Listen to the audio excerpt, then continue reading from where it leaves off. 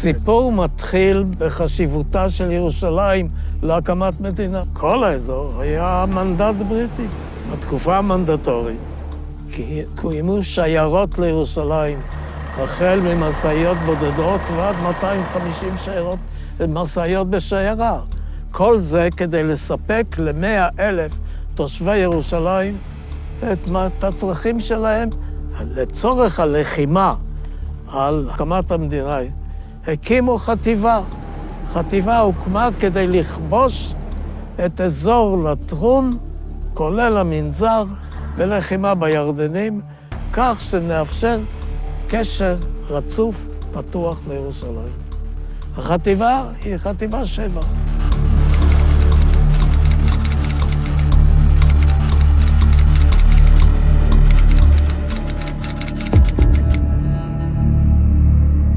אני הייתי איש פלמ"ח, הייתי במסגרת חטיבת הראל. המחסור בכוח אדם היה קריטי. היו בחטיבה כ-1,300 חייל, מהם נפלו 431. אני הייתי סגן מפקד הגדוד השישי.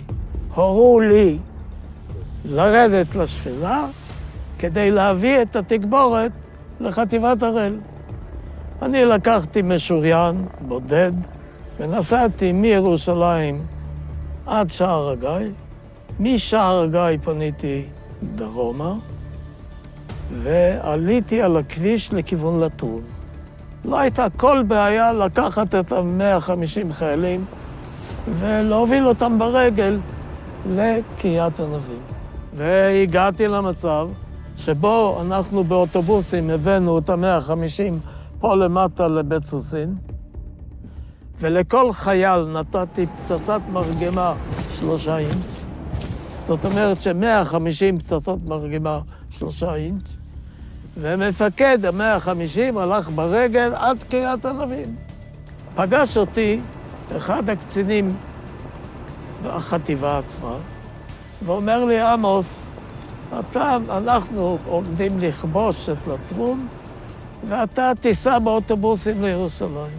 וכשראיתי את הקרב עצמו, הבנתי שאני באוטובוסים לא אסע לירושלים.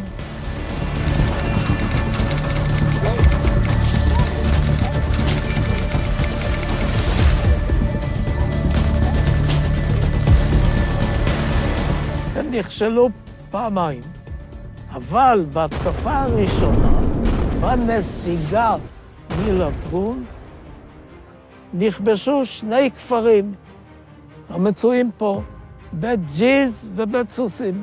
היה לי ג'יפ ונהג. הצעתי למפקד החטיבה של לטרון וקצין אמריקאי שהצטרף אלינו לנסוע איתי בג'יפ לראות את האזור שנכבש, אבל הם הסכימו. בג'יפ היה שלמה שמיר, מיקי סטון, גברוש, ואני. אנחנו נוסעים עד בית סוסים. ברור שהאזור שנכבש היה נקי מערבים. עלינו לפסגה, ראינו את לטרון, אבל נוסף לזה ראינו קבוצה של חללים שנהרגו בנסיגה מהחטיבה עצמה. מאחר שהכרתי את הסביבה, אמרתי לסטון, אמרתי לו באנגלית, We can bulldoze our way to Jerusalem. כלומר, אנחנו עם בולדוזר יכולים לעלות לירושלים. חזרנו חזרה,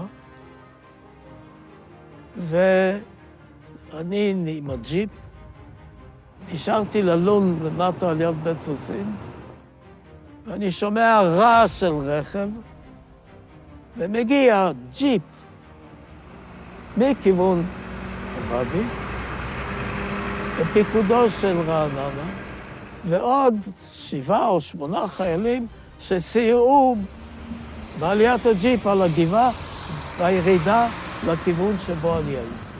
דבר אחד היה ברור, לא רק שאפשר ללכת, אפשר גם לנסוע עם רכב. ככה למעשה נפתחה הדרך. הדבר התפתח אחרת, הלא אתה לא יכול עם ג'יפים להביא אספקה לירושלים. והשאלה איך אתה מביא במשאיות לירושלים. ואז מסתבר שאתה במשאיות לא יכול להגיע לירושלים. אתה יכול להגיע לקצה הדרך פה, לפרק מהמשאיות את האספקה, להוריד את האספקה למשאיות שהגיעו מירושלים לתחתית הוואדי, להעמיס את זה על תחתית הוואדי ולהוביל את זה לירושלים, וזה מה שעושה. אבל הייתה בעיה נוספת, מים. משאבות המים המנדטוריות לא פעלו, לא היו מים בירושלים. ואז הקימו על התוואי הזה קו מים לירושלים. ואז הובן לכולם שצריך להקים מהתוואי הזה דרך לירושלים ולבטל את המצור שירושלים צויה בו. אני סיימתי עם השיירה של ה-13, וזה נגמר, בקריית ענבים וירושלים. עשינו את המשימה, גמרנו. ברור הוא שהבנו שביצענו את המשימה. אבל גם הבנו את משמעותה של ירושלים למדינת ישראל.